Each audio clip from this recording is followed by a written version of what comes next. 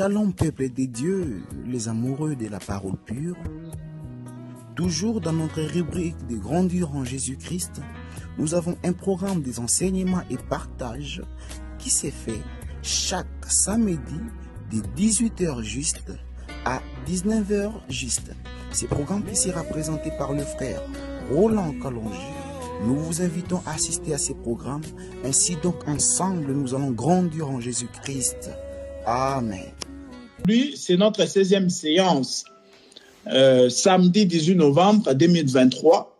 On avait commencé ces enseignements ici le 18 mars. Donc depuis le 18 mars 2023, nous sommes dans ce grand module intitulé l'origine de Dieu.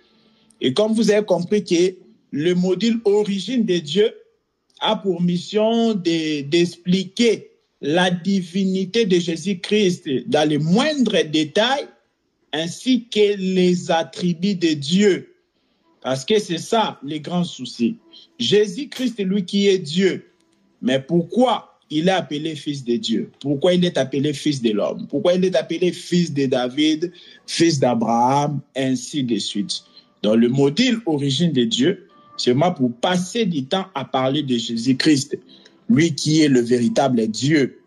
Donc, aujourd'hui, c'est notre 16e séance. On rappelle rapidement pour ceux qui vont nous suivre dans les enregistrements, qui est notre première séance, quand on a commencé le 18 mars 2023, notre première séance, c'était l'introduction sur l'importance de la parole de Dieu. On avait expliqué le pourquoi de ces cours bibliques. La deuxième séance, on avait parlé sur l'origine de Dieu. La troisième séance, on avait parlé sur la divinité de Jésus-Christ. Ça, c'est la troisième séance. La divinité de Jésus-Christ est le premier sens de Jésus, fils de Dieu. Quatrième séance, on avait abordé le second sens de Jésus, fils de Dieu. Et on avait parlé aussi sur le thème Jésus, fils de l'homme. Cinquième séance, on avait fait un rappel sur le thème Jésus, fils de Dieu et Jésus, fils de l'homme. Sixième séance, on avait abordé la première partie sur le thème Jésus, fils de David. Septième séance, c'était la deuxième partie sur Jésus, fils de David. Huitième séance, c'était la troisième partie sur le thème Jésus, fils de David. Et c'est à la huitième séance qu'on a parlé, la troisième partie de Jésus, fils de David. On avait mis un point virgule là parce que c'était un grand enseignement. Jésus, fils de David. Donc maintenant, neuvième séance, on avait attaqué le thème Jésus, fils d'Abraham. Ça, c'était la neuvième séance. La dixième séance, on avait commencé une série d'enseignements par rapport maintenant à la vie de Jésus. Donc, comme vous avez compris, dans les 9 premières séances, on avait plus parlé sur les attributs de Dieu, tout ça, tout ça. Mais maintenant, arrivé aux 10e séance, on est entré dans une série d'enseignements où on explique vraiment la vie de Jésus, en commençant par sa naissance jusqu'à sa mort. Donc, on est encore là. Jusque-là, on n'a pas encore terminé. Donc, c'était là la 10e séance. On a commencé maintenant à parler sur la vie de Jésus. Et la 10e séance, c'était sur le thème « Pourquoi Jésus était né à Bethléem ». 11e séance, c'était le thème « Le pourquoi Jésus a grandi à Nazareth ». 12e séance, c'était le silence de 18 ans dans la vie de Jésus. C'était ça la 12e séance. 13e séance, c'était Jésus âgé de 30 ans, première partie. Là où on a intitulé le sous-thème « Le baptême dans le Jourdain ». Et maintenant, 14e séance, c'était le samedi 22 juillet 2023. Et c'est là, c'était notre dernière séance, avant notre pause de 3 mois et demi. Donc, lors des 14e séances, on a parlé sur Jésus âgé de 30 ans partie 2. Donc, le sous-thème, c'était les 40 jours dans le désert.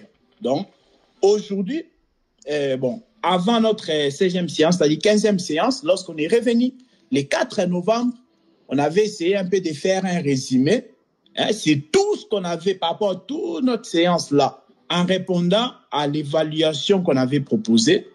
Et puis là, on avait essayé, donc l'évaluation qui regroupait un peu tout ce qu'on avait vu avant. Donc, c'était ça, la 15e séance. Aujourd'hui, 16e séance, et on est toujours dans les thèmes Jésus âgé de 30 ans. Maintenant, le sous-thème de ce soir, c'est la seconde lecture dans la synagogue. Jésus a fait une seconde lecture dans la synagogue. On va les comprendre ensemble par la grâce de Dieu. Donc, vous avez compris, Jésus âgé de 30 ans. Jésus âgé de 30 ans, il est parti se faire baptiser en Jourdain. On avait vu ça. Après son baptême, il part dans le désert. Il a fait 40 jours. Maintenant, lorsqu'il rentre, parce que oui, le désert ne dure pas toujours, c'est ça. Les ténèbres ne régneront pas toujours. C'est ça l'écriture aussi que notre bien-aimé frère Joachim nous avait donné l'autre fois. C'était, je crois, Ésaïe chapitre 8, vers les versets 22 à 23. Les ténèbres ne régneront pas toujours. Donc, il est passé dans le désert, c'était long, mais après, il est revenu. Après 40 jours, Jésus est revenu. Donc, nous sommes dans Luc chapitre 4. Donc, ouvrez vos Bibles. On va vraiment se reposer là. Notre texte de base de ce soir, c'est Luc chapitre 4. À partir du verset 14 à 21.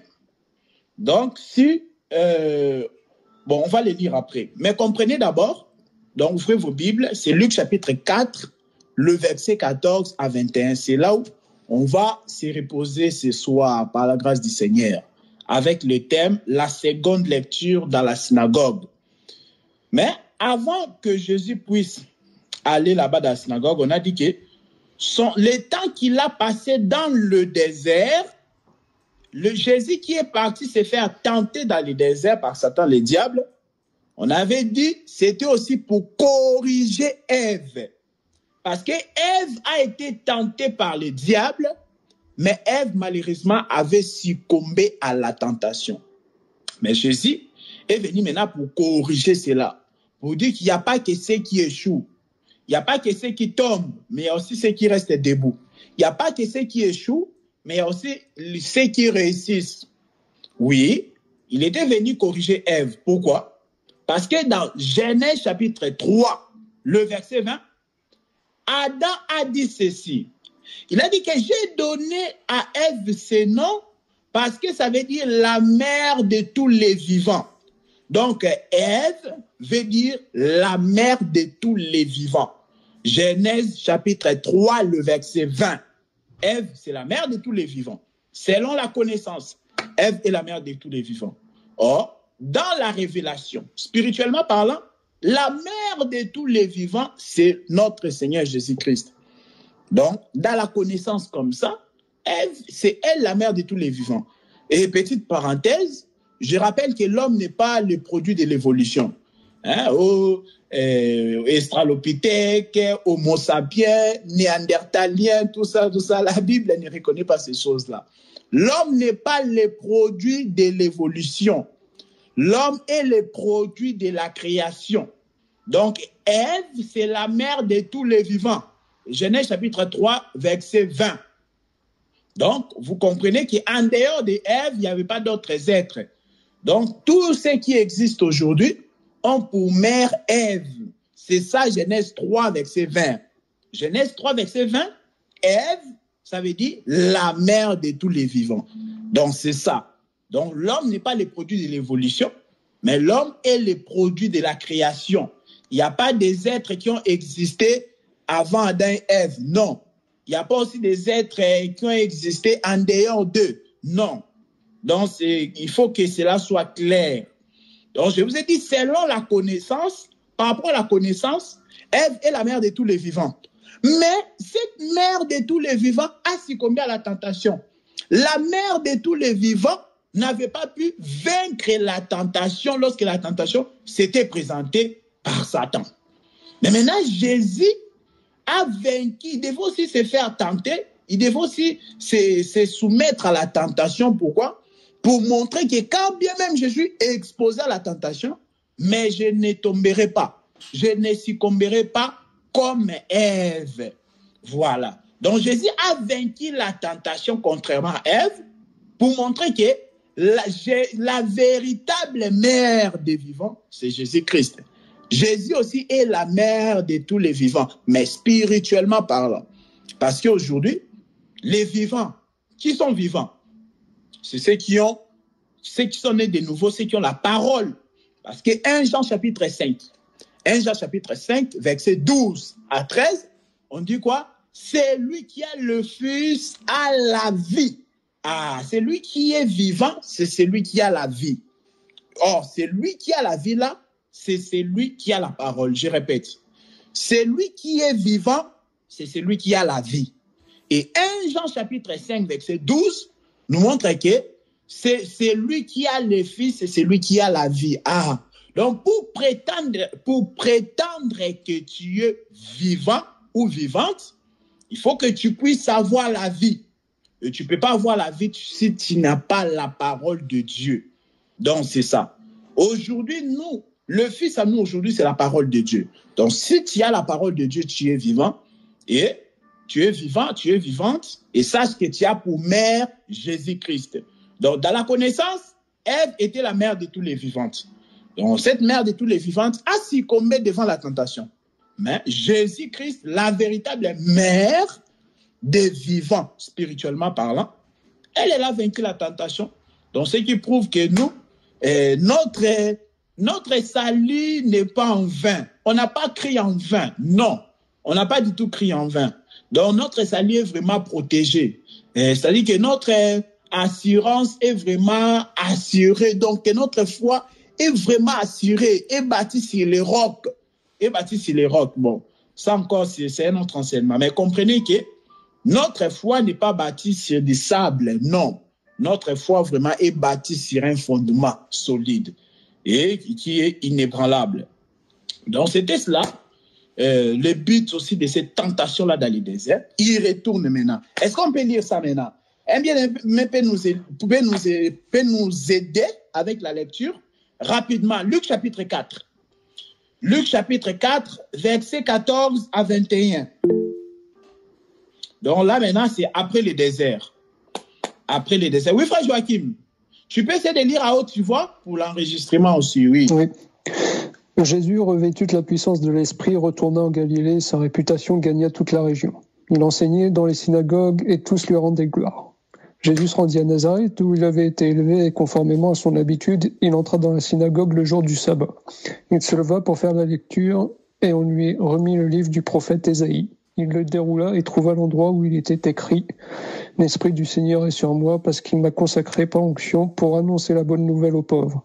Il m'a envoyé pour guérir ceux qui ont le cœur brisé, pour proclamer aux prisonniers la délivrance et aux aveugles le recouvrement de la vue, pour renvoyer libres les opprimés, pour proclamer une année de grâce du Seigneur. » Ensuite, il roula le livre, le remit au serviteur et s'assit. Tous ceux qui se trouvaient dans la synagogue avaient les regards fixés sur lui, alors il commença à leur dire « Aujourd'hui, cette parole de l'Écriture que vous venez d'entendre est accomplie. » Tous lui rendaient témoignage, ils étaient étonnés des paroles de grâce qui sortaient de sa bouche, et ils disaient « N'est-ce pas le fils de Joseph ?» Jésus leur dit « Vous allez sans doute me citer... Oui. Vous allez sans doute me citer ce proverbe, « Médecin, guéris-toi toi-même » et vous me direz « Fais ici, dans ta patrie, tout ce que nous avons appris, tu as fait à Capernaum. » Je crois que j'ai dépassé. Voilà, non, ouais. Merci, très bien. Oui. Donc, notre texte de base, c'est Luc chapitre 4, le verset 14 à 24. Merci beaucoup, frère Joachim, pour la lecture. Donc, vous avez compris qu'après le désert, il a retourné. Lisez bien. Nous sommes dans Luc chapitre 4.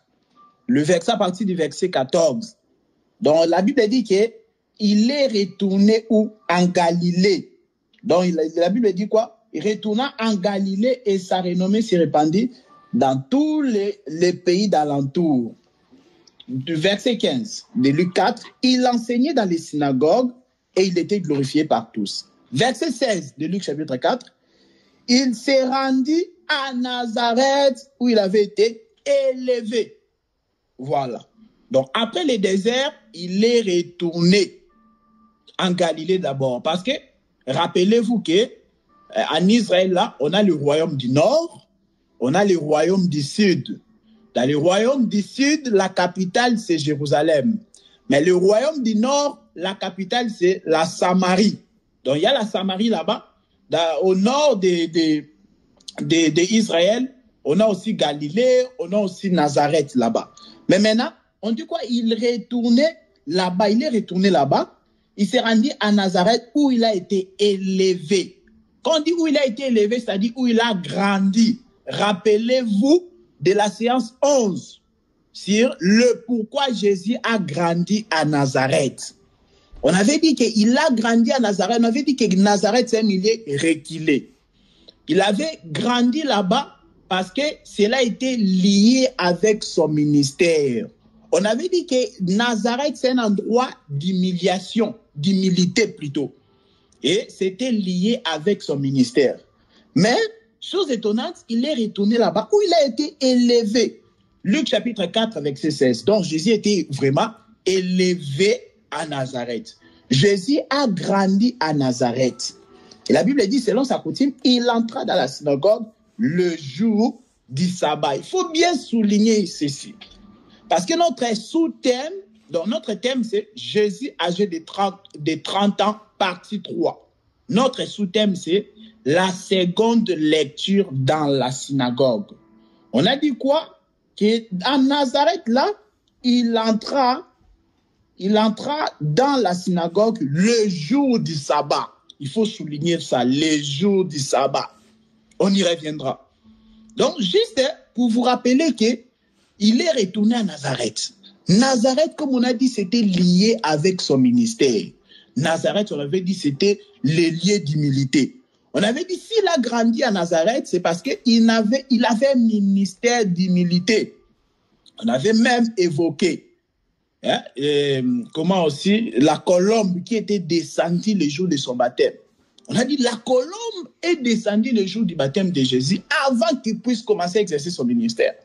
On a dit, cette colombe-là qui était descendue, c'était aussi pour confirmer, oui, effectivement, Jésus a grandi à Nazareth. Jésus, son ministère, c'est un ministère d'humilité. Et qu'est-ce qui nous atteste cela? C'est l'écriture de Matthieu chapitre 10. Matthieu chapitre 10, le verset 16. On nous dit que soyez simples comme les colombes. Les colombes ou la colombe nous parle de l'humilité. Donc la colombe qui était descendue le jour-là de son baptême, c'était pour montrer qu'il avait un ministère d'humilité. Mais maintenant, on dit quoi? Quand il est retourné à Nazareth, on dit quoi? Il est maintenant parti faire la lecture dans la synagogue. Donc, on a dit la lecture, mais vous allez comprendre pourquoi j'appelle ça une seconde lecture. Jésus a fait la lecture dans la synagogue. Synagogue, c'est temple, hein? C'est un temple consacré au culte israélite. C'est ça, synagogue. Donc, Jésus, maintenant, il entre maintenant. Donc, voilà, restez bien. Ayez bien vos yeux fixés sur l'écriture des bases, Luc chapitre 4, le verset 16. Oui, c'est Francine, il y a une question. Oui, bien aimé, je pensais que la synagogue, c'était... en fait, tout le monde pouvait aller à la synagogue. En fait, là, même les gens qui étaient lépreux, tout ça. Alors que dans le temple, ce n'était pas le cas. Je pensais que c'était ça la différence. Oui. En fait, la synagogue, c'est quoi? Synagogue, je dis que c'est un temple consacré au culte israélite, en fait. Là, j'ai juste dit ce qui se passe là-bas, tu vois. Ce qui se passe là-bas, c'est que, il y a le culte israélite. Ça va, c'est Francine. Ok. Mais on sait qu'il y avait différentes personnes là-bas. On sait qu'il y avait, quand on lit les évangiles, on voit que, ouais, des fois, il y avait des gens qui avaient des défauts corporels, tout ça. Mais j'ai dit, en fait, c'est un temple, c'est-à-dire, quand je dis un temple consacré au culte israélite, c'est-à-dire, c'était ça la mission de la synagogue. Ça va, non? Voilà, ce n'était pas pour aller, ce n'était pas une salle de jeu comme ça, non. C'est dans ce sens-là. Ça va? Je pense que tout le monde m'entend bien. Dans la synagogue, c'est ça. Voilà. La synagogue, c'est ça. Et même l'écriture maintenant des Actes des Apôtres. On peut prendre ça. Celui qui peut me lire, peut m'aider. Actes des Apôtres. on va nous dire qu'est-ce qui se passe dans la synagogue. Voilà, Actes des Apôtres, chapitre 15, le verset 21.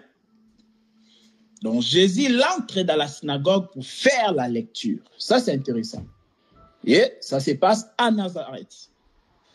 Actes des Apôtres, chapitre 15, le verset 21. Je peux lire? Oui, allez.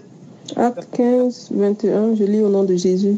Amen. Car depuis bien des générations, Moïse a dans chaque ville des gens qui le prêchent, puisqu'on le lit tous les jours de sabbat dans les synagogues. Amen. Voilà. On dit que dans chaque jour du sabbat, c'est-à-dire le 7e jour, il y a des gens qui lisaient Moïse. Quand on dit Moïse, c'est-à-dire ils lisaient la loi, l'ancienne alliance. Donc c'est ça. Donc il faut comprendre que pendant 6 jours, dans les 6 premiers jours de la semaine, c'était consacré au travail. C'est ça. Pour ceux qui notent, notez Exode chapitre 20, le verset 9 à 11. Donc, les 6 premiers jours de la semaine, c'était réservé pour le travail. Mais le 7e jour, les gens ne travaillaient pas. Pourquoi? Parce qu'ils devaient aller écouter le sacrificateur qui faisait la loi dans les synagogues. Donc, on explique là dans Actes 15, 21 que dans chaque ville, il y avait des synagogues. On dit depuis des âges et des générations. Donc, on lisait Moïse dans les synagogues.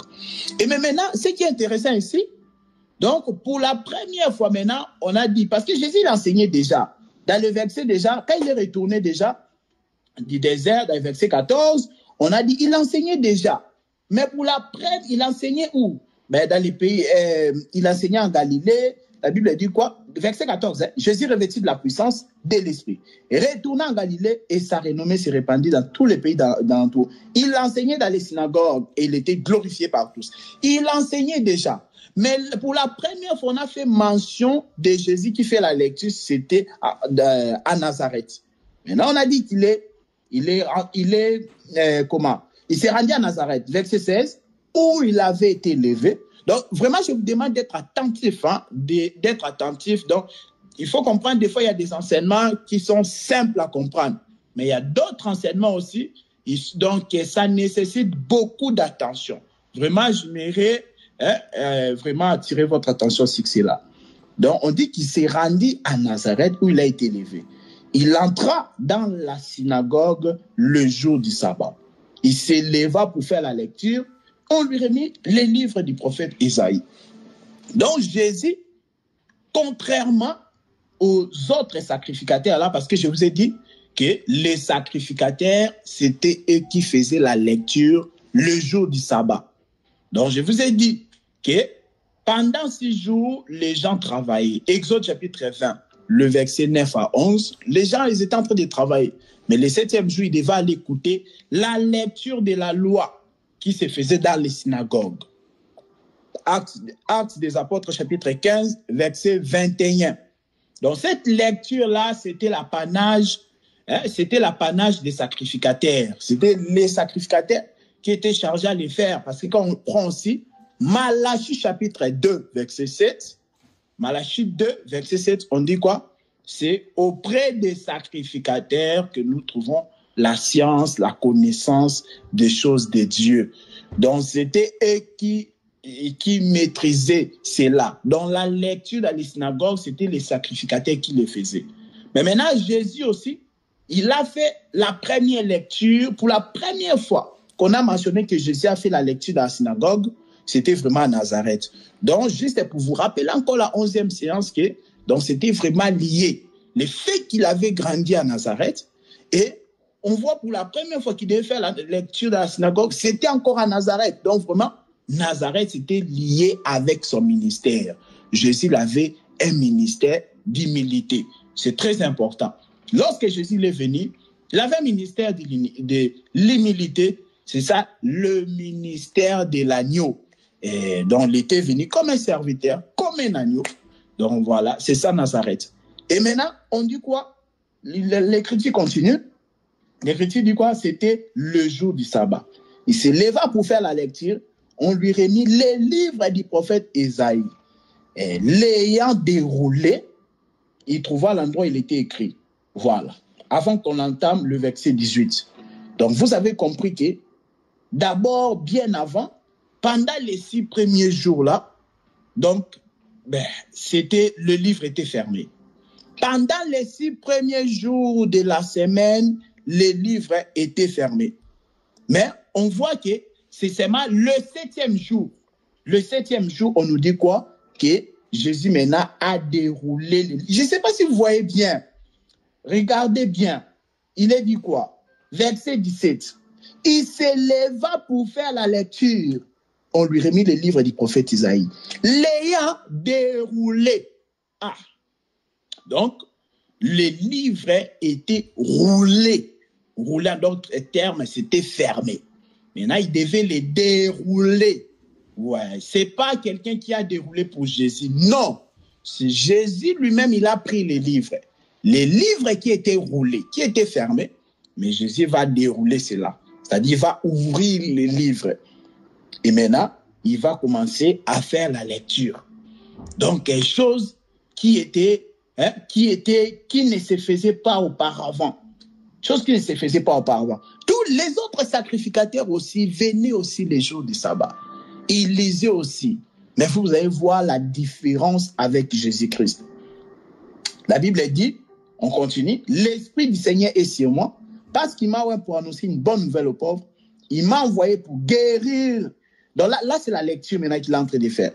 Il m'a envoyé pour guérir ceux qui ont le cœur brisé, pour proclamer aux captifs la délivrance, aux aveugles le recouvrement de la vie, pour renvoyer libres les opprimés, pour publier une année de grâce du Seigneur. Verset 20, la Bible dit quoi? Ensuite, là c'est Jésus, hein? S'il vous plaît, là c'est Jésus. Ensuite, il roula les livres, hein? Et les remit aux serviteurs et s'assit. Dans les livres, on lui avait donné les livres qui étaient roulés. Lui l'a déroulé. Il a fait la lecture le jour du sabbat. Et maintenant, il a encore roulé cela de nouveau. Il a remis aux serviteurs et la Bible dit s'assit. Tous ceux qui se trouvaient dans la synagogue avaient les regards fixés vers lui. C'est ça. Ils avaient les regards fixés sur lui. Voilà maintenant le verset 21. Alors, il commença à leur dire, aujourd'hui, cette parole de l'Écriture que vous venez d'entendre est accomplie. C'est ça la seconde lecture. C'est ça toute la différence. Parce que les prophètes ou les sacrificateurs avant, quand ils lisaient les Écritures de l'Ancienne Alliance, jamais ils disaient qu'aujourd'hui, cette parole de l'Écriture que vous venez d'entendre est accomplie. Non. Mais c'est celle de Jésus qui l'a fait. Pourquoi? Parce que Jésus est l'accomplissement de la loi et des prophètes. Matthieu chapitre 5, verset 17. Dit, je ne suis pas venu pour abolir la loi ni les prophètes, mais je suis venu pour l'accomplir. La seconde lecture, c'est quoi? La seconde lecture, c'est après avoir lu, tu donnes aussi l'explication. C'est ça la seconde lecture. C'est-à-dire, tu as fait une première lecture, mais maintenant, il faut aussi faire la seconde lecture. C'est-à-dire, la seconde lecture, c'est la lecture plus l'explication de cette lecture-là. Donc, la première lecture, c'est lire noir sur blanc. Mais la seconde lecture, c'est que tu donnes sens. Tu expliques cela. Et ça, c'est Jésus qui l'a fait. Il a dit que c'est accompli. Donc, la seconde lecture, c'est quand tu lis l'Ancienne Alliance et tu vois son accomplissement en Jésus. Tu expliques aux gens que non, quand Ésaïe l'écrivait cela, ça concernait Jésus de Nazareth. Très important. Donc, Jésus, déjà en Israël, là-bas, quand il a fait cette lecture-là, donc il a déjà montré, il a déjà signalé cette seconde lecture aux Juifs.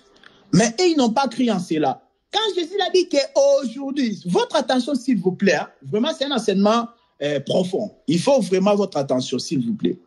Quand Jésus dit qu'aujourd'hui, cette parole de l'Écriture que vous venez d'entendre est accomplie. C'était cela la seconde lecture. C'était cela l'explication de la lecture qu'il venait de faire. Mais les Juifs n'ont pas cru en lui. Pourquoi? On va les voir. Verset 22. Et tous rendaient témoignage. Ils étaient étonnés. Hein? des paroles de grâce qui sortaient de sa bouche.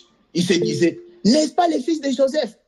Jésus leur dit, sans doute, vous... Donc, vous voyez, Jésus fait une lecture. Frère Genovis, je ne sais pas ta question, tu as levé la main ou c'est une erreur? Si, j'ai levé la main, frère Roland. Je voudrais inscrire avant que vous ayez posé ma question. Comment vous différenciez la première lecture et la seconde lecture? Je n'ai pas bien compris là. Oui, j'ai dit ceci. Hein. La première lecture, c'est quand Jésus l'a lu la noir sur blanc. Tu vois? Mais maintenant, la seconde lecture, c'est l'explication de la lecture qu'on vient de lire. Est-ce que ça va? Ok. La première lecture, c'est lire noir sur blanc. La première lecture, là, même les sacrificateurs aussi les faisaient. Tu vois? Parce que l'écriture qu'on a lu, Actes des Apôtres, chapitre 15, verset 21. On a dit que dans toutes les villes, il y avait les synagogues. Et c'est les jours de tabac, les sacrificateurs faisaient la lecture là-bas. Tu vois, non? La lecture, là, c'était quoi? Quand on dit lire Moïse, c'est-à-dire toute l'ancienne alliance. Parce que même les écritures des prophètes et les psaumes ont été engendrés d'abord par Moïse, tu vois. Donc, ont été engendrés par les écritures de Moïse. Oui, c'est Francine. Normalement, les questions, c'est à la fin, hein? Mais bon, vraiment, notez les questions. Si vous avez des questions, notez cela. Normalement, les questions, c'est à la fin. Oui, c'est Francine. Tu as posé une question? Ok, je voulais attendre la fin, si ça ne te dérange pas. Mais c'était par rapport à ce qu'on parle là. Ah, tu vas attendre la fin? Je peux attendre à la fin. Hein. Ah, mais il faut pas... Bon, d'accord. C'était quoi en fait? Bon, c'est parce que en fait, quand on a lu Acte 15, 21, tu as bien répété ça maintenant quand le frère Genovier a posé la question, que dans tous les synagogues, en fait, les sacrificateurs lisaient, c'était les sacrificateurs qui lisaient le jour du sabbat, n'est-ce pas? Oui. Bon. Étant donné que nous, aujourd'hui, nous avons la révélation, nous savons que le Seigneur, c'est le sacrificateur par excellence. Comment on a pu lui donner le rouleau? Est-ce qu'il savait la révélation qu'il était sacrificateur? Est-ce que c'était seulement les sacrificateurs qui lisaient? Ah, ouais, très bonne question. Ok, très bonne question. Très bonne question. Ben, comme je t'ai dit, Malachie chapitre 2, verset 7, on voit que c'était les sacrificateurs qui avaient en tout cas cette charge-là de faire la lecture. Par exemple, les femmes ne faisaient pas la lecture, tu vois. Je ne sais pas si tu as une écriture, hein? Oui, je comprends très bien. Mais je me dis, la phase principale, quand il entre, la seconde lecture qu'il fait dans le temple. Oui, parce que c'est vraiment le sacrificateur qui le faisait. Je n'ai pas parlé de femme ici. Est-ce que c'était n'importe qui? Parce que lui, quand il est entré, on lui a donné.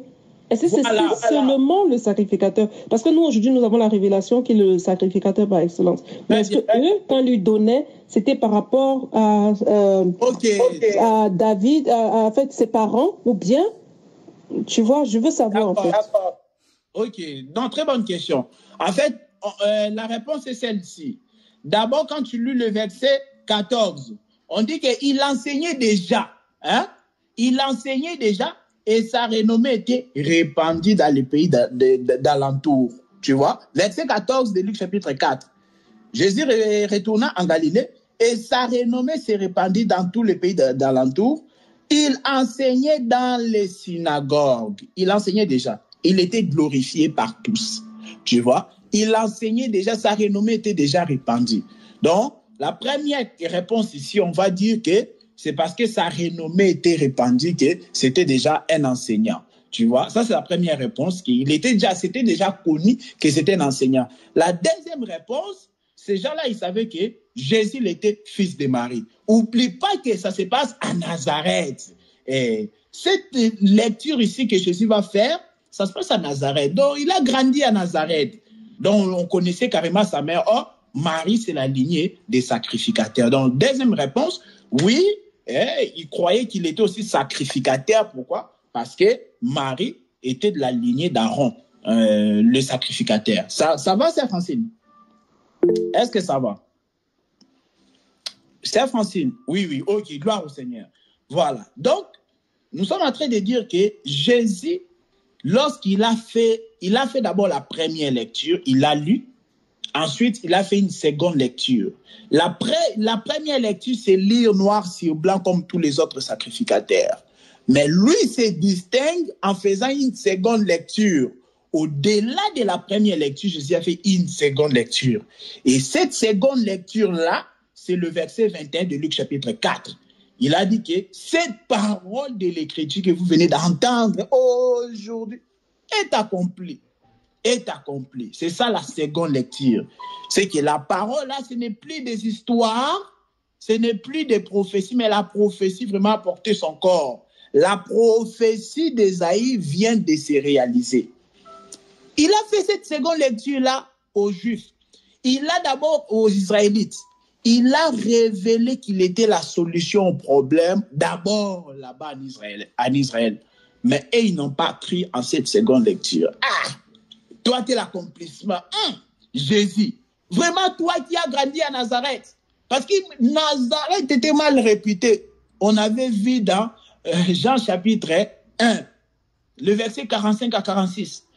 Quand Philippe est en train d'évangéliser Nathanaël, nous avons trouvé celui de qui Moïse a parlé et dont les prophètes, Moïse et les prophètes ont parlé. Viens et vois. Nathanaël dit ceci à Philippe. Il dit, est-ce que de Nazareth peut-il sortir quelque chose de bon? Donc, Nazareth, quand tu viens de Nazareth, donc on ne te considère pas. C'est-à-dire, Nazareth, il n'y a pas l'espoir du bonheur. On ne peut pas espérer trouver le bonheur à Nazareth. C'est ça le souci. Mais maintenant, toi qui as grandi à Nazareth, Jésus, on l'appelle Jésus de Nazareth parce qu'il avait grandi à Nazareth. Jésus, toi qui as grandi à Nazareth, maintenant, je vais nous dire que tu es l'accomplissement de la prophétie d'Ésaïe. Ah, Jésus, quelle prétention! Mais maintenant, ils n'ont pas crié en cela. Jésus leur a révélé qu'il est l'accomplissement. Il leur a révélé la seconde lecture. Mais remarquez ce qui se passe. On dit quoi, le verset 22? Et tous lui rendaient témoignage. Ils étaient étonnés de ces paroles de grâce qui sortaient de sa bouche. Ils se disaient, n'est-ce pas le fils de Joseph? Donc, ils sont en train de dénigrer. Ils ont commencé à dénigrer. Ah, n'est-ce pas, c'est le fils de Joseph? Ah, c'est seulement lui. Donc, aujourd'hui aussi, il y a des gens comme ça. On leur prêche la vraie parole. Au lieu de croire à cette parole-là, et ils sont là à chercher les défauts des prédicateurs. À chercher, mais lui, donc, il cherche à dénigrer les prédicateurs. Toi, c'est pas ça qui est important. Toi, concentre-toi sur la parole qui t'annonce. Donc, ne commence pas trop réfléchir. Donc, toi, regarde la parole qui sort. Est-ce que c'est la vraie parole ou pas? Mais maintenant, ils sont tombés dans la distraction. Ils ont commencé à dire, ah, n'est-ce pas, c'est celui-ci, c'est le fils de Joseph. Jésus leur dit, sans doute, vous m'appliquerez ces proverbes. Proverbes, médecin, guéris-toi toi-même. Ça aussi, on expliquera un jour. Et vous me direz, fais ceci dans ta patrie. Tout ce que nous avons appris, tu as fait à Capernaum. Verset 24. Mais, ajouta-t-il, je vous l'ai dit en vérité, aucun prophète n'est bien reçu dans sa patrie. Donc, voilà. Donc, ils ont commencé à douter, ils ont manifesté l'incrédulité, à chercher à les dénigrer. C'est ma fils de Joseph là. Donc, lui, vraiment, il est l'accomplissement de la prophétie d'Ésaïe. Mais, verset 24 de Luc chapitre 4, Jésus dit, ok, pas de problème. Il dit, aucun prophète n'est bien reçu dans sa patrie. Ça aussi, je m'aimerais corriger ça. Parce que beaucoup, surtout dans les milieux africains où j'ai grandi, tout ça, donc, les gens, ils ont commencé à dire, nul n'est prophète chez soi.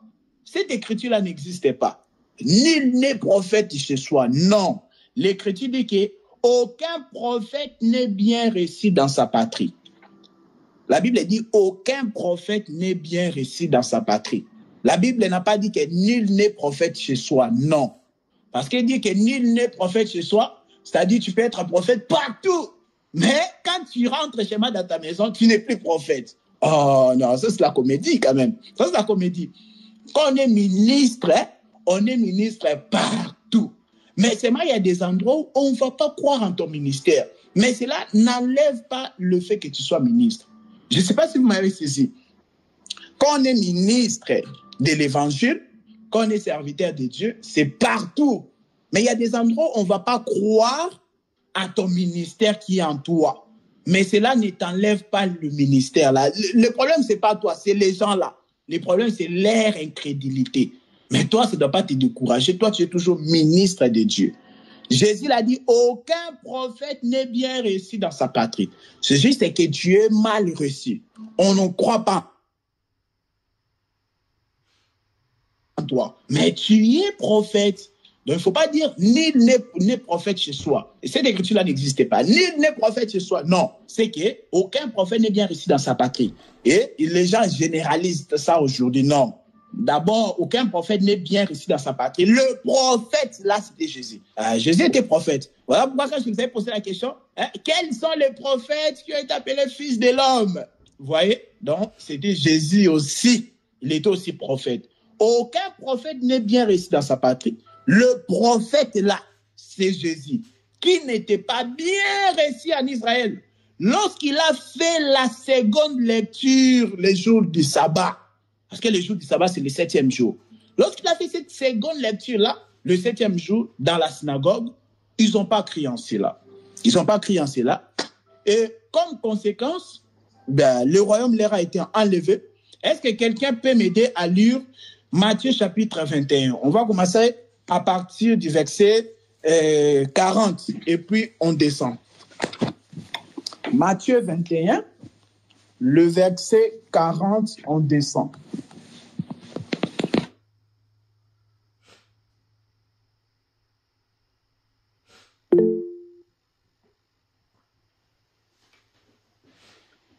Maintenant, lorsque le maître de la vigne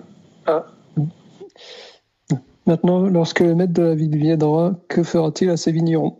Ils lui répondirent, il fera mourir misérablement ses misérables, et il louera la vigne à d'autres vignerons qui lui donneront sa part de récolte au moment voulu. Jésus leur dit, n'avez-vous jamais lu dans les Écritures, la pierre qu'ont rejetée ceux qui construisaient est devenue la pierre angulaire, c'est l'œuvre du Seigneur, et c'est un prodige à nos yeux.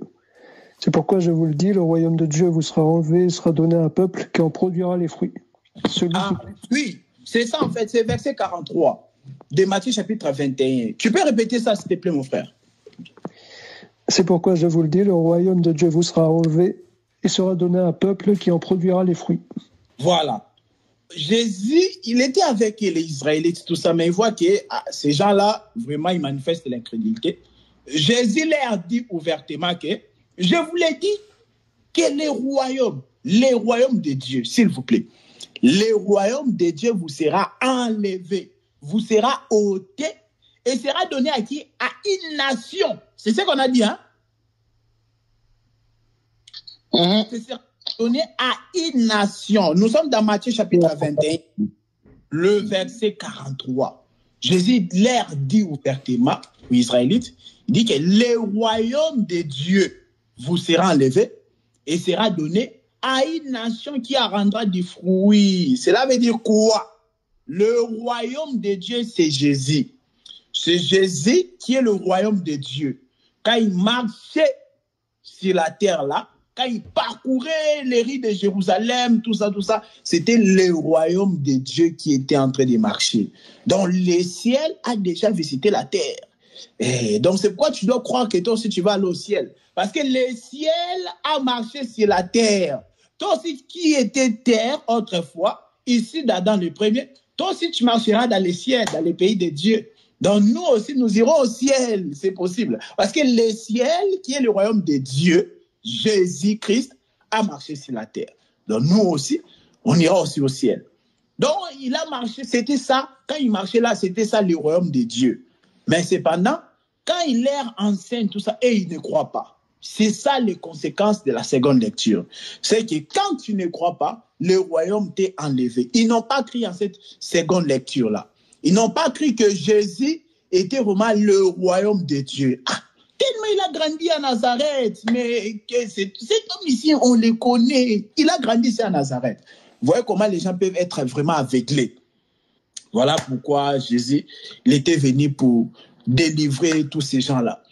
Donc on voit quelqu'un qui a grandi à Nazareth et c'est lui le royaume de Dieu. Oui, c'était ça, mais c'est juste, c'est quand tu n'as pas la révélation, donc tu peux vraiment rater beaucoup de choses dans le manque de la révélation. C'est pourquoi on dit qu'il y a un peuple sans révélation, c'est un peuple sans frein.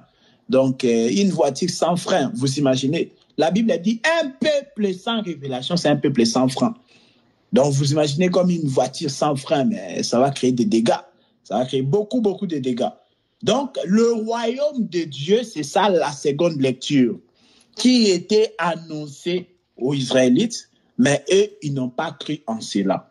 Ils n'ont pas cru en cela, ils ont commencé à chercher à voir les défauts, mais lui, c'est un homme de Nazareth, lui, c'est le fils de Joseph, tout ça. Et ils n'ont pas bien réussi. Aucun prophète n'est bien réussi dans sa patrie. Donc, le prophète là, Jésus, il avait amené la seconde lecture, parce que c'est ce que j'aime toujours dire. Le prophète, c'est celui qui amène Dieu vers le peuple. Donc, c'est ça le royaume de Dieu qui a marché sur la terre. Donc, le prophète, sa mission, c'est amener Dieu vers le peuple, amener la connaissance de Dieu vers le peuple. Mais le sacrificateur, lui, il a porté maintenant le peuple vers Dieu. C'est ça la mission du prophète et du sacrificateur. Maintenant, on continue dans notre thème. Donc, la Bible dit dans Matthieu chapitre 21, le verset 43, que le royaume vous sera enlevé et sera donné à une nation qui emportera du fruit. Donc, vous avez compris que cette nation-là, c'était maintenant l'Église. L'Église est constituée des gens des nations qui sont sortis de partout, de France, Allemagne, Pologne, Congo, Angola, tous ces gens-là qui sont sortis de partout là, on les appelle maintenant l'Église, la nation de Dieu aussi. Eux là, ils ont accepté la seconde lecture. Ils ont accepté que Jésus est l'accomplissement d'Ésaïe. Ils ont accepté que Jésus, c'est lui le véritable prophète. Nous, on l'a reçu comme étant le prophète. C'est-à-dire, c'est lui qui nous a amené Dieu. C'est lui qui nous a apporté la vraie connaissance des choses de Dieu. Donc, c'est ça. Donc, on a cru que c'est lui vraiment qui est venu annoncer la bonne nouvelle aux pauvres. C'est lui, Jésus-Christ, qui délivre les aveugles, les opprimés et tout cela. Donc, vous avez compris que le 7e jour, c'est le jour du sabbat, et Jésus a accordé cette seconde lecture-là, le jour du sabbat. Mais il faut se poser la question. Donc, vous avez déjà compris la seconde lecture. La seconde lecture, c'est quoi? C'est après avoir lu, après avoir fait une première lecture, et maintenant, tu comprends que son accomplissement, c'est en Jésus. C'est que tu comprends que c'est Jésus qui est la solution au péché. C'est Jésus qui pardonne le péché. Donc, en dehors de lui, il n'y a point d'autre rédempteur. Mais maintenant, ça, c'est la seconde lecture. C'est de comprendre que le tout est en Jésus, que l'accomplissement est en Jésus. De comprendre que dans les rouleaux du livre, il est question de Jésus. Ça, vous avez compris toute cette seconde lecture. Maintenant, la question, pourquoi ça devait se faire le 7e jour? Parce que le verset 16 de Luc chapitre 4, on nous dit que c'était le jour du sabbat. Le jour du sabbat, c'est le 7e jour. Parce qu'en Israël, là-bas, le premier jour de la semaine, c'est dimanche et non lundi. Nous, ici, chez nous, les nations, avec les calendriers romains, tout ça, le premier jour de la semaine, c'est le lundi. Ce qui fait que le 7e jour de la semaine, c'est dimanche. Mais chez les Juifs, le premier jour de la semaine, c'est dimanche. Le 7e jour, c'est sabbat. Sabbat, comme aujourd'hui, on est samedi. Mais nous, c'est notre 6e jour, nous, les nations. Mais chez eux, là-bas, c'est les sabbats. C'est vraiment le 7e jour. Maintenant, on va voir l'importance du 7e jour. Est-ce qu'on peut prendre l'écriture de Exode? On va encore revenir sur ça. Exode chapitre 20. Tout à l'heure, je l'avais évoqué, mais on ne l'avait pas lu. On peut le lire rapidement, c'est très important. Exode chapitre 20, le verset 9 à 11. On est en train de voir l'importance du 7e jour. La seconde lecture ne peut pas se faire n'importe quand. C'était seulement le 7e jour, pour la première fois que la seconde lecture s'est faite. 7 jours. Voilà. Exode 1 à 11. Je lis au nom de Jésus. Amen. Tu travailleras 6 jours et tu feras tout ton ouvrage. Mais le 7e jour est le jour de repos de l'Éternel, ton Dieu. Tu ne feras donc aucun ouvrage, ni toi, ni ton fils, ni ta fille, ni ton serviteur, ni ta servante, ni ton bétail, ni l'étranger qui est dans tes portes. Car en 6 jours, l'Éternel a fait les cieux, la terre et la mer, et tout ce qui est contenu. Et il s'est reposé le 7e jour. C'est pourquoi l'Éternel a béni le jour du repos et l'a sanctifié. Amen. Amen. Amen. Voilà, vraiment, je ne sais pas si vous êtes au courant, mais on a commencé carrément à 18h30. Donc, on a perdu 30 minutes. Mais est-ce que je vous demande, est-ce qu'on peut aller jusqu'à 45? Est-ce que c'est possible qu'on puisse finir à 19h45? Bon, juste levez la main à ceux qui sont d'accord, faites-moi un signe. Et est-ce que... Ok, d'accord, merci beaucoup. Merci beaucoup. Comme ça, on va aller même jusqu'à 19h45. Parce que là, je comprends que ce thème ici, ben, je vais l'exploiter en 2 fois. C'est-à-dire, samedi prochain, quand je reviendrai sur ça. Mais là, il y a encore beaucoup de choses à dire. Donc, vous avez compris l'importance du 7e jour. Le 7e jour, Exode chapitre 20, le verset 9 à 11, on nous dit quoi? Que pendant 6 jours, tu peux travailler, tout ça, tout ça. Mais le 7e jour, c'est les jours de l'Éternel. On a dit parce que même l'Éternel lui-même s'est reposé le 7e jour. Il a créé tout pendant 6 jours. Mais le 7e jour, on dit quoi? Il a béni.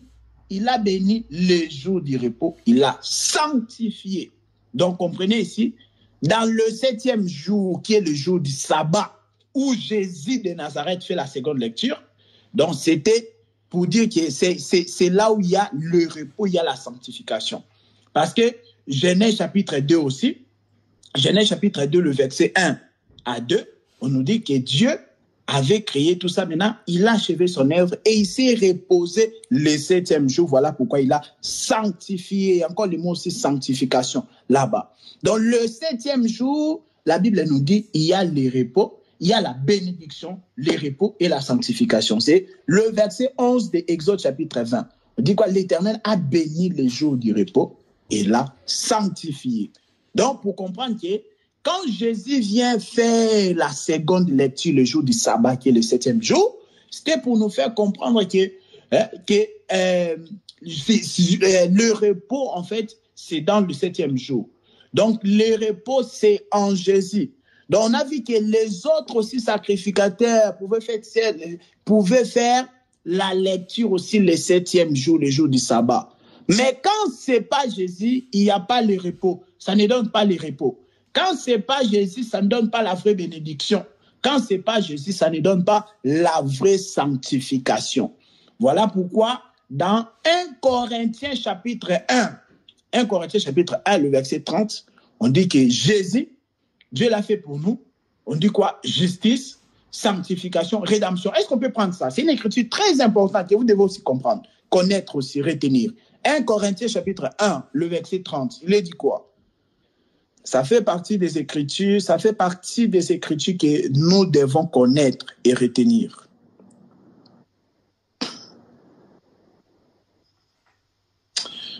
Voilà, c'est lui qui trouve peut les lire, comme ça on va gagner du temps. 1 Corinthiens chapitre 1, le verset 30.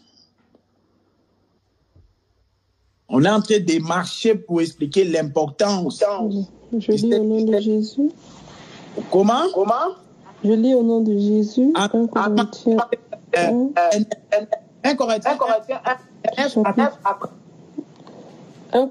1, 30. Non, verset. Quel verset? Verset 29 jusqu'à la... Ok. Verset 29 à 31. Oui. Ok. Je lis au nom de Jésus. Amen. Afin que nulle chair ne se glorifie devant Dieu. Or, c'est par lui que vous êtes en Jésus-Christ, lequel, de par Dieu, a été fait pour nous sagesse, justice et sanctification et rédemption, afin, comme il est écrit, que celui qui se glorifie dans le Seigneur. Amen. Donc Dieu l'a fait justice. On dit quoi? Justice, sanctification et rédemption. Voilà. On dit que c'est Jésus qui est la justice. C'est Jésus qui est la sagesse, c'est Jésus qui est la sanctification et la rédemption. Donc, sagesse, justice, sanctification et rédemption. 4 choses. Mais on ne va pas entrer dans les détails. La Bible dit, afin, comme il est écrit, que celui qui se glorifie dans le Seigneur. Ah, ça, c'est important. Donc, Jésus, c'est lui qui est la justice. Tu ne peux pas voir la justice en dehors de Jésus.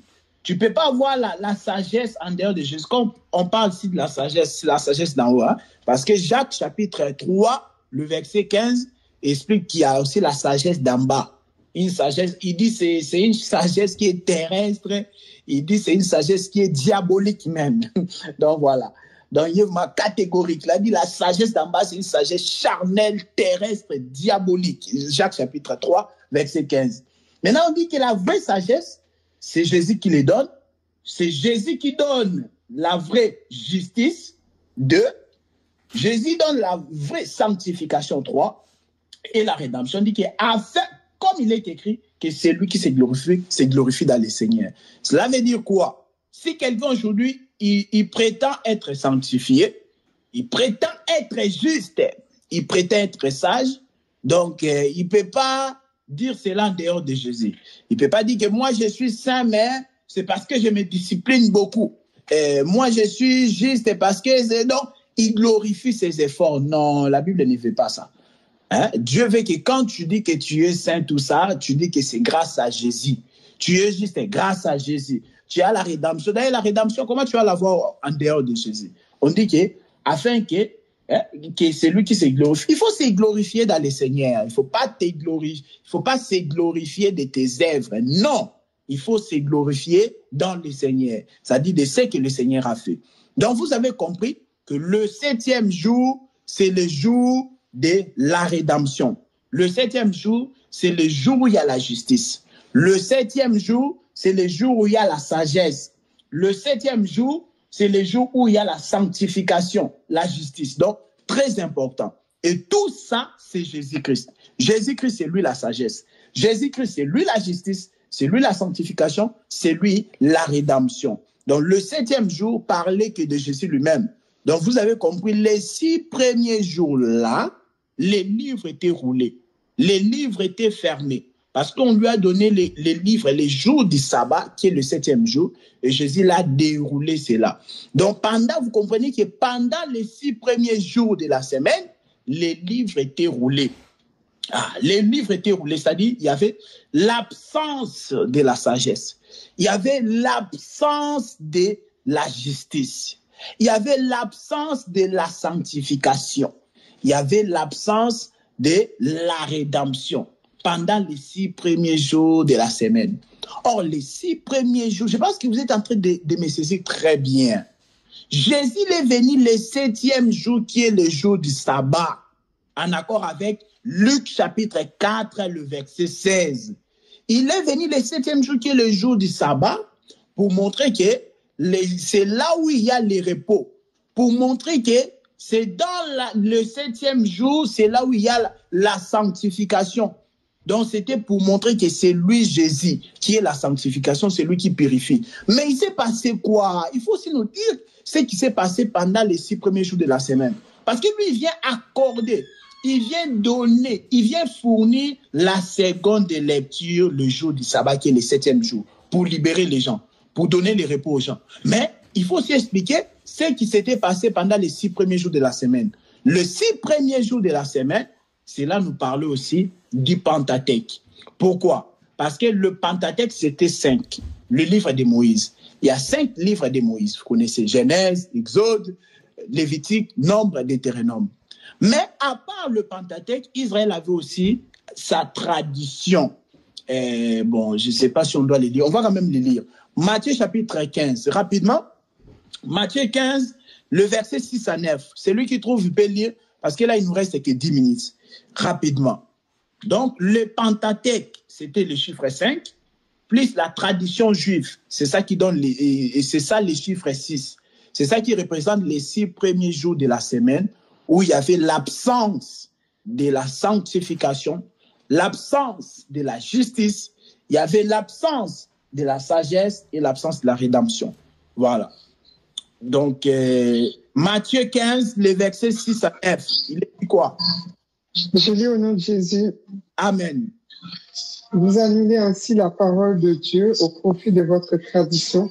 Hypocrite, Ésaïe a bien prophétisé sur vous quand il a dit, ce peuple m'honore des lèvres, mais de son cœur est éloigné de moi. Mais son cœur est éloigné de moi, pardon.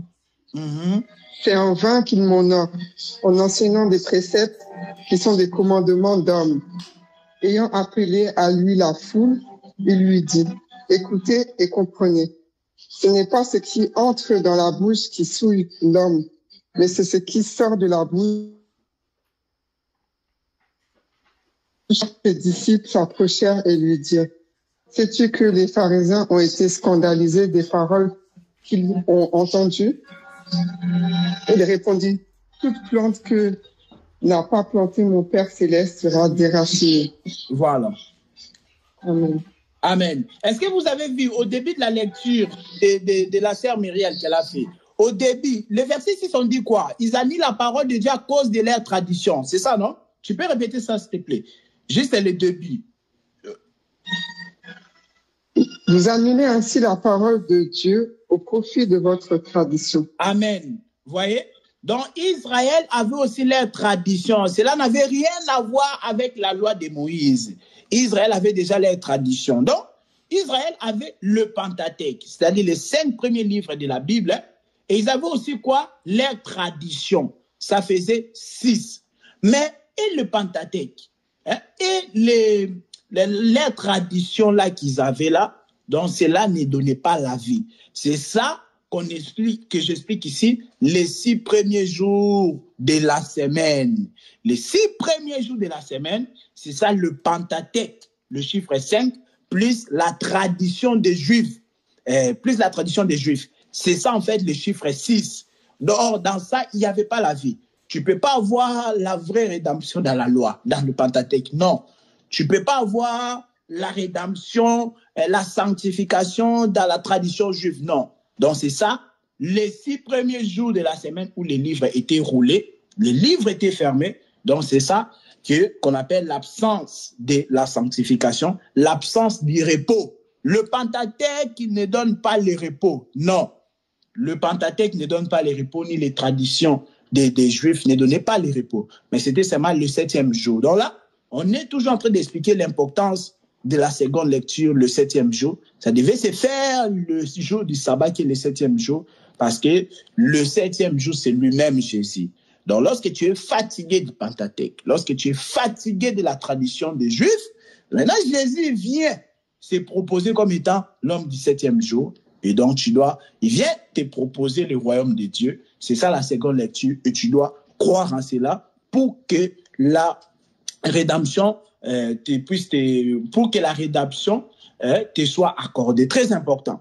Et dans Jean chapitre 5 aussi, le verset 16, il faut noter cela. Jean chapitre 5, verset 16, le verset 18, on voit que Jésus a guéri un homme de 38 ans. L'homme de 38 ans qui était malade, il était guéri le jour du sabbat. Le jour du sabbat, et cela scandalisait les Juifs. Pourquoi? Parce qu'ils disaient, non, le sabbat, c'est consacré à l'Éternel. Le sabbat, tu ne peux pas faire une activité quelconque. Tu dois aller dans les synagogues, écouter la loi. Tu dois travailler pendant 6 jours, mais le 7e jour, non. Donc, cela a scandalisé les Juifs. Lisez Jean chapitre 5, verset 18, on a dit, on cherchait aussi à les faire mourir parce qu'ils violaient les sabbats. Donc, Jésus a guéri l'homme de 38 ans le jour du sabbat. Pour dire quoi? Pendant les 6 premiers jours de la semaine, là, ça nous parle aussi de la maladie. Mais le 7e jour, c'est là où il y a donc la délivrance. C'est très important. Donc, c'est là où il y a la délivrance. Voilà pourquoi les jours du sabbat, là, Jésus vient. Il dit quoi? Il dit, je viens annoncer la bonne nouvelle aux pauvres. Ah, c'est tellement profond, en fait. Je ne sais pas si vous êtes en train de me saisir. Jésus a cité 6 choses dans Luc chapitre 4, versets 18 à 20. Il a dit, je suis venu annoncer une bonne nouvelle aux pauvres. Retenez, les pauvres. 1. Il a dit, au cœur brisé. 2. Il a dit quoi? Je suis venu guérir les cœurs brisés. 2. Il a dit aux captifs la liberté, 3, les captifs. Les aveugles, 4, les opprimés, 5. Il dit aussi pour publier une année de la grâce, parce que les gens étaient sous la loi. Jésus l'a cité 6 choses pour lesquelles il était loin. Jésus, il était loin pour annoncer la bonne nouvelle aux pauvres, pour guérir les cœurs brisés, pour libérer les captifs, pour rendre la vie aux aveugles, pour rendre libre, pour donner la liberté aux opprimés et publier l'année des grâces qui n'était pas encore publiée, qui n'était pas encore établie. Et l'Esprit maintenant est venu comme étant maintenant le 7e pour donner la perfection à tous ces gens, toutes ces différentes personnes-là. Donc il y avait 6 types de personnes qui étaient là dans la misère, qui étaient là en train de souffrir. Mais l'Esprit maintenant, il vient comme étant le 7e pour donner la perfection qui manquait à ces gens-là. Bon, là, il est déjà 41. Je pense qu'on n'est même pas arrivé à la moitié de cet enseignement. Que le Seigneur puisse nous aider. Donc, prochainement, on va encore continuer cela. Et c'est vraiment très important. Donc, aujourd'hui, vraiment, on a passé du temps à expliquer la seconde lecture, pourquoi ça devait se faire dans la synagogue et pourquoi ça devait se faire aussi le 7e jour, qui est le jour du sabbat. C'est très important. Donc, la seconde lecture là qui est venue le jour du sabbat, c'était pour nous procurer la liberté. Et nous allons aussi parler, exhorter sur la liberté en Christ. Parce qu'aujourd'hui, nous avons la liberté en Christ, mais plusieurs ne comprennent pas cette liberté-là. On va aussi exhorter sur cela et toucher encore un autre point, c'est très important. Je pense que pour ce soir...